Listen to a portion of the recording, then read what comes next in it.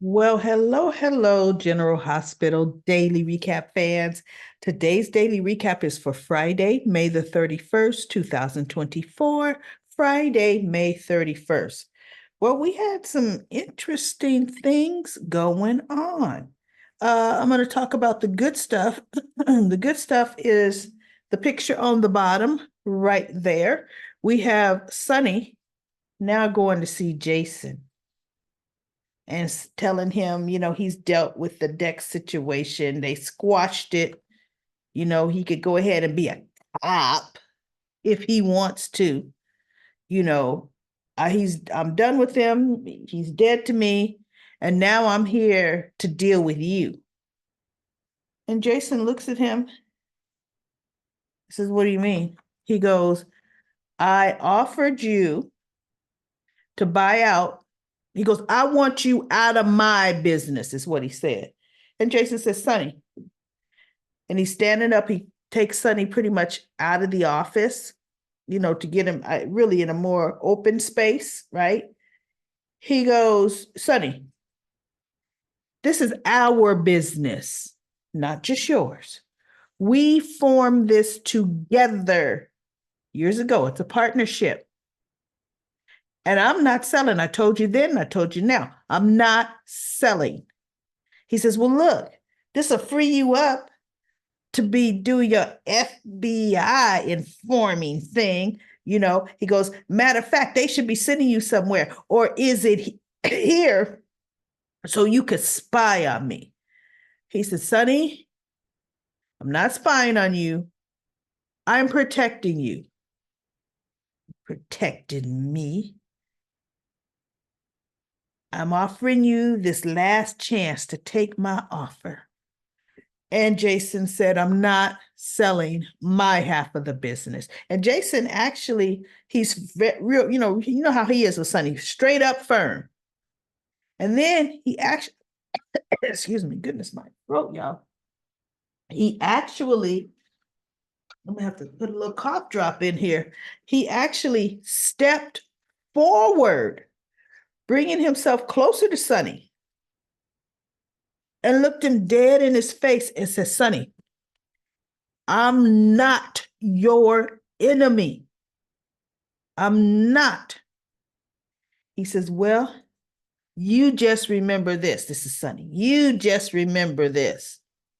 I offered you an opportunity to walk away, and you chose not to. So whatever happens, happens." And Jason's just looking at it. And he goes, "You're dead to me. Dead." And Jason just looks at him. He goes, "Sonny," he told him, "you're not yourself. You're not thinking clearly." And then he said, even the beating of Dex in public, when the people that respect him, his family and the people that respect him, were feet away. See, Sonny didn't know all those people had cleared out, right? He says, "You're not thinking correctly. And by me keeping this business running legitimately, it's the only legitimate business you have. I'm protecting you." So anyway, when Sonny walked out, Jason just looked like, oh my God, he's further gone than I thought, right? Further gone than I thought. And then we had stupid and the coy on top, the picture on top. Can you figure out who's the stupid and who's the coy? Really, it's who's the stupid, who's the coy? John Cates has to hate the way they write him. The way he looks, though he looks awkward to me playing his lines, even standing there like an idiot. Portia was talking to Curtis, and a nurse brings some forms to be signed. She goes, "Oh, I just need you to sign this release." And Portia's looking at it and she goes, "Wait, this can't be right." And I'm thinking, oh Lord, please don't have let Finn make a mistake, right? She goes, "Curtis, I gotta handle this." And because she and Curtis were talking about Laura jockeying to get Heather free, right? And they not standing for it. So Curtis says, "No, you know what? You go handle that. I got something I need to go take care of. I'll see you at home." because a huge article in The Invader came out about Laura Collins, the mayor of Port Charles, trying to get the hook killer's sentence overturned. Right? And that's what Curtis and Portia were talking about. So Portia leaves, she walks away, and she walks right into Brennan's hospital room with Kate standing there. And she overhears Kate saying, you going back to Pittenville tonight. You're a dangerous criminal, and I'ma see to it. And so Portia walked in, she goes, my patient? This patient. She didn't say my patient. She goes, this patient is not going anywhere tonight.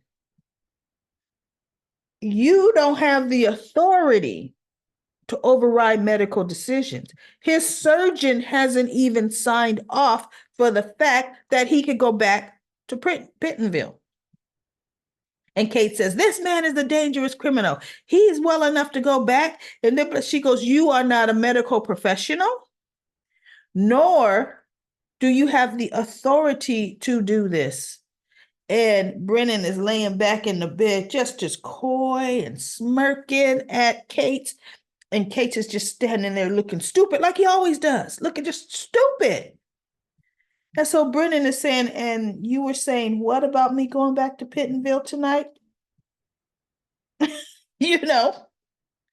And so he says, what did he say?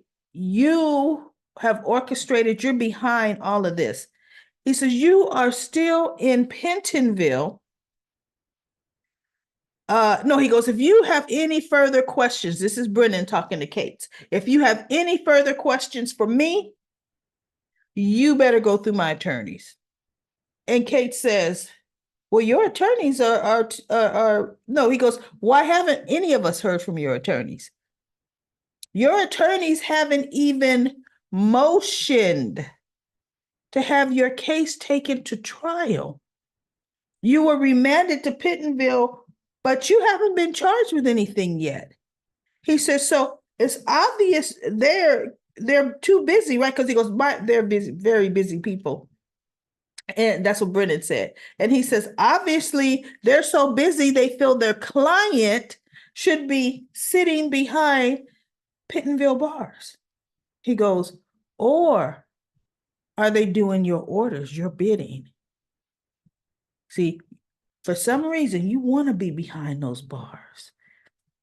Is it because you have this plan that you feel there's a timetable that it needs to play out? And it needs to be everybody knows you are in Pentonville? And Brennan is just looking at him like, maybe, maybe not. He said, because you're too powerful a man to still be in Pittenville without a trial. And he said something about Anna and the arrest. And so Kate says, you and Anna, both you and her have a long-standing relationship. He goes, I would not call it that. Yes, we knew each other from the WSB back in the day, but relationship? And he goes, no. He goes, it's mighty funny. She was there when you got arrested. See, you and Anna could be in cahoots working this all along. She's working for Pikeman too. And he's just saying all this stuff about Anna. This is what Kate's is saying. And Brennan is just looking at him like, wow, interesting theory. Where you would get your facts from, I don't know. But to jump to that whole Anna is now in league with Pikeman and Brennan, Kate's he's crazy. He needs to be committed. The more I hear this man talk, the more I'm thinking, is he really working for the FBI? What other FBI agents have we seen with Kate? I think the only exception is when they were busted into Spinelli's office over the drone situation. That's when we saw FBI agents with Kate. Everything else, he seemed to be pretty rogue to me, and stupid. Rogue and stupid. So now we have, nothing much after that goes on. Curtis goes to Laura, And he talks to Laura about the article. And Laura says, no, no, that whole title is misleading and is not what is happening. And she was sending Jordan to go and talk to, I think, somebody in records, because they leaked that information, because Laura asked for Heather's arrest records, which I didn't know the mayor could get involved like that. I don't know. But see, I'm not in government, so whatever. And she feels there was a leak there, and Portia's going to go and question, some of the people there. But I'm not Portia, Jordan is going to go question some of the people there. But Jordan's just looking at her like, you see, I told you. And Laura says, I know, Jordan. I know you told me this could happen. That when the constituents find out, they won't be happy. But she says, I'm not trying to have her sentence overturned. I just want it looked at. And thank you for not saying I told you so. And Jordan says, well, you know what? I didn't think these repercussions would hit you this fast. But yeah, Laura, it is. It's, and then that's when Curtis came in. And Curtis pretty much just told her, what about justice for the Hook family's victims? What about yes, she may have this condition. He says, but why is it up to you to get this overturned? Why is that? And that was so true, because look, Heather could try to do a repeal, find an attorney that might represent her, don't know who, right? And have a good medical case to get it overturned.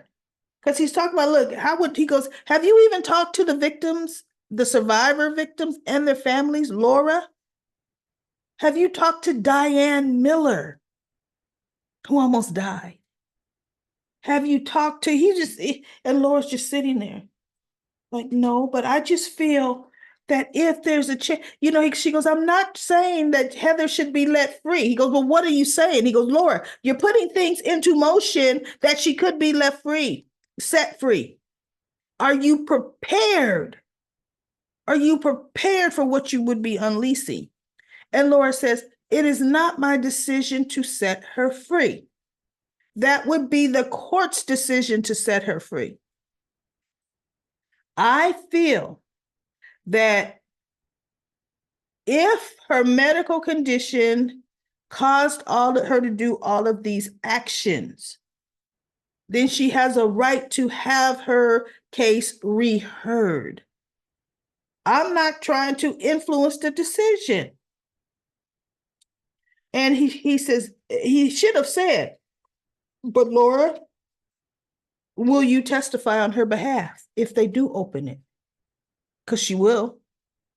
And by the simple fact that you are the mayor of Port Charles, that carries weight. It carries weight. So Laura's just sitting there, and I'm like, oh, Heather in turn. They're not going to have Heather murder anybody right now, but they sure going to have Heather take Ace. Bet you any amount of money that baby is going to be on the road with this crazy grandmother. That's what's going to happen. So let's see. The other person, let me see. The other person that really kind of pissed me off to the umpth degree was Molly. Molly has the nerve to go to Carly and say, Carly, we're family. And I'm thinking, really, Molly, really? You pulling a family card? You've never thought of Carly as your family whatsoever. For a long period of time, you were stepmother to Christina, and still, back to square one. You never called Sonny's family. Well, you did call him Uncle Sonny, but you never felt family to Carly. You're the one that's been in your own little world, sheltered by your mama. She says, I want to know what happened, with Sonny beating Jason.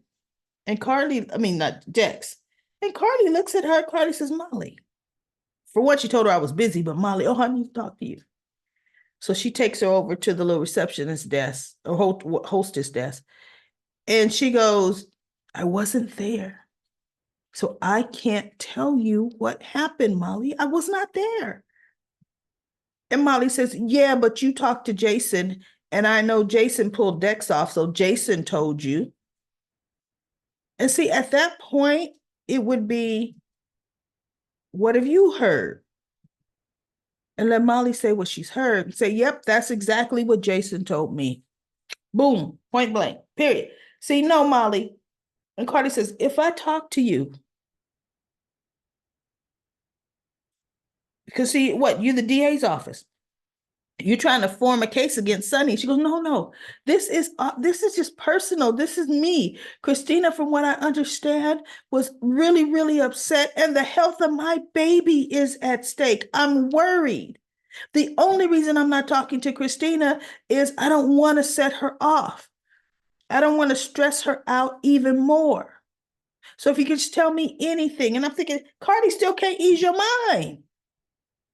Carly told her what she already knew. Christina saw it all. Sonny went into the bathroom. Blaze told her that. And Christina acted afraid of him. She was afraid of him, and he left. There was nothing new Carly told Molly. But what she did tell her at the end is, now listen, I talked to you because you said we were family. If this by any way gets back to me, that you're using what I've said against Sonny or anybody, I will 100% deny we had this conversation. Molly just looked at her. Understood. Yeah, understood, chick. Yeah, of course it's understood. You're doing all this running around. You are not that afraid to talk to your sister. So Molly, wipes her little tear away, whatever. Carly kind of tells her, yeah, you're going to be a good mom because you're already worried about your child, blah, blah, blah. Molly goes to, to the hospital to meet up with TJ. They had the wrong phone. Now, this is the first time they've shown this, everybody. We have to pay attention to what they just showed us. They both have the same phone and the same phone cover. Molly picked up his phone or he picked up her phone. And she probably picked up his phone. And he goes, you didn't get any messages. I was checking. Radio, you didn't get not even any messages from Christina. And I thought, see, you son of a gun.